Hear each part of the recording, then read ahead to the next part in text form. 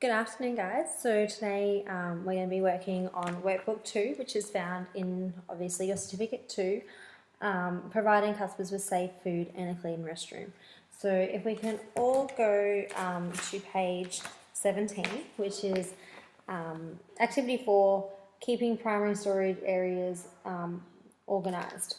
So this whole module is all about how we clean, stock, and keep those areas clean, okay? So if you read this, it all says here, ensure stock is always kept in the correct place to make it easy for everyone to find it in each of the restaurant areas. So cupboards, shelves, stocks, areas, we label them all and everything should be where it's labelled. Yes, I have OCD, but if it's in the same place every time, then everyone knows where to go to get it. It means less time off the floor to go get that stock and more time that we can actually serve our customers, do detail cleaning and other jobs that need to get done. Okay,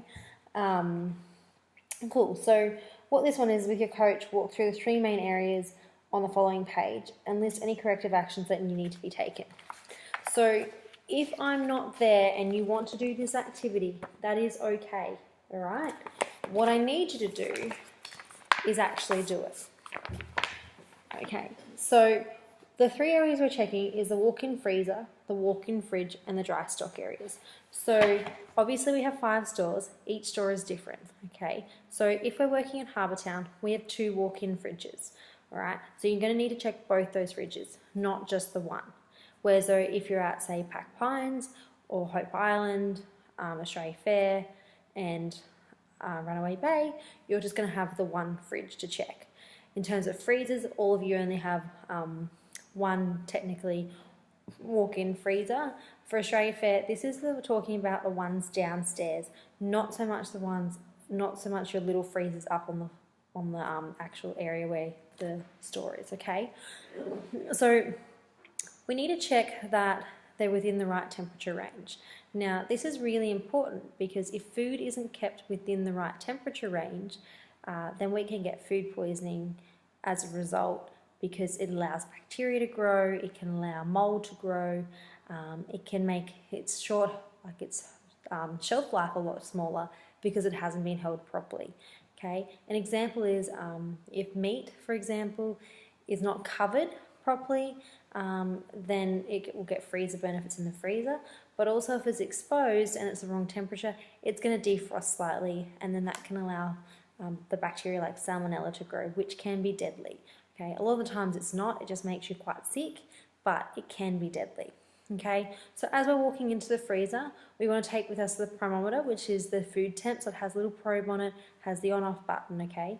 So we want to make sure we calibrate that first. Now, I know you all remember how to do it, but in case you don't, we need to get a cup, so the McCafe large cup, right? We want to fill that with ice and then just the water. Okay, we're going to stick the probe in and it should go to 0 degrees.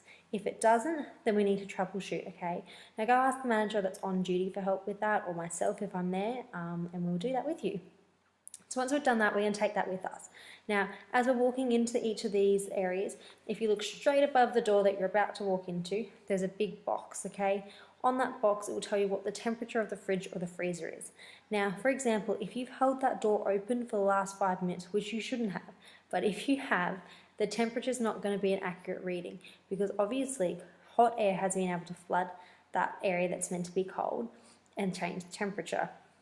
Okay, so we want to make sure at least the door's been shut for the last 5 minutes. It hasn't been open, so it's been able to climatize and be the climate it should be.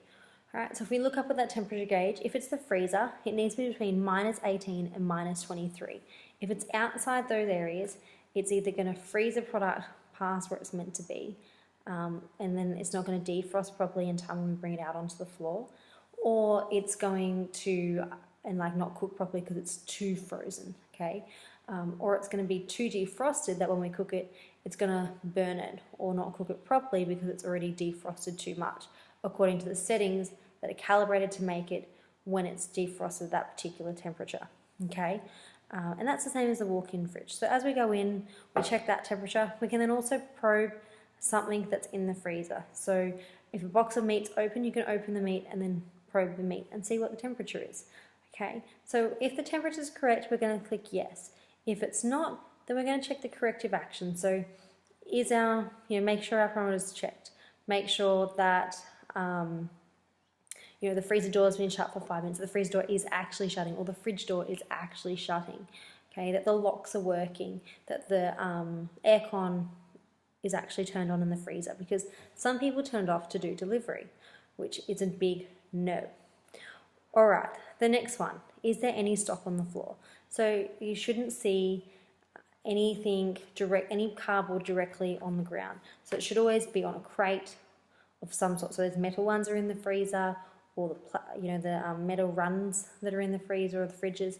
Okay, everything needs to be on one of those. There shouldn't be any cardboard on the ground. If there is, corrective actions would be to remove it and place it up on top of the other boxes in its correct stack, or get a crate to put it on top of. Okay. The next thing we're looking at are the shelves and pallets clean. So if you run your finger along the pallet, you should be comfortable enough to lick your finger. That is how clean it should be. If you're not comfortable doing it, then it's not clean. All right, and then we need to detail clean it, because that's where we're storing our food. If that's not clean, what is going to be clean? All right, the next one's all to do with weight, and this is really important for your backs and for your safety. Okay, so we don't want to stock anything that weighs more than 15 kilo per box above our shoulders or below our waist. And the reason for that is we literally want to be able to pull and walk out like this, not be reaching up and straining to bring it down or straining to bring it up. Okay, so that's really important that we're adhering to that for your safety and your longevity as well. Okay, then so if it wasn't, what we need to do is we need to reorganize the stock area rooms so that it could be in that area. Okay, the next one I've already touched on slightly, but it's all the boxes covered and closed correctly. So like I said, that can, if it's not, it can cause freezer burn. So what we need to do is just make sure we pull the plastics over everything, shut the flaps down to protect that product. Okay, floors clean. So obviously the freezers, we're not going to mop the floors, because if we put cold water in a freezer, or any water in a freezer to try and mop the floors, it's going to freeze. Okay, so we need to be sweeping the floors in there and then breaking down any ice buildup that's on the ground. In the fridges, yes, we definitely can mop those floors, and the dry stock areas we can, and we should be. Okay, next we need to check, is the stock area locked? So all the freezers and fridges and the dry stock area should have a lock on them, and this is to reduce theft. Okay. All right, and stack height's correct. So nothing should be greater than 1.8 meters high, and this is once again to protect your safety when going to grab things down. And if they're not correct, then we need to move things around so they are. Okay, our walkway's clear of obstruction. So this is important in fire safety measures, because we want to make sure that there's a correct direct pathway and you're not going to fall or trip over anything when you're going out the door for a fire. Or if you're carrying a box and there's another box in the way and you can't see it, we don't want you tripping over it. That's why it's really important that all our walkways are clear of any boxes or any other obstructions. Okay, and then the wall's clean. So if once again, you should be able to wipe your finger down that wall and lick it. If you're not capable of doing that, then it's not clean enough and we need to go back and do it. All right, so this is the same for all the areas. They just have slightly different ways and reasons why we follow those procedures. So go through, try and do it. If you have any questions, flick me an email, flick me a message, call me, and we can do it together. All right, have a lovely day.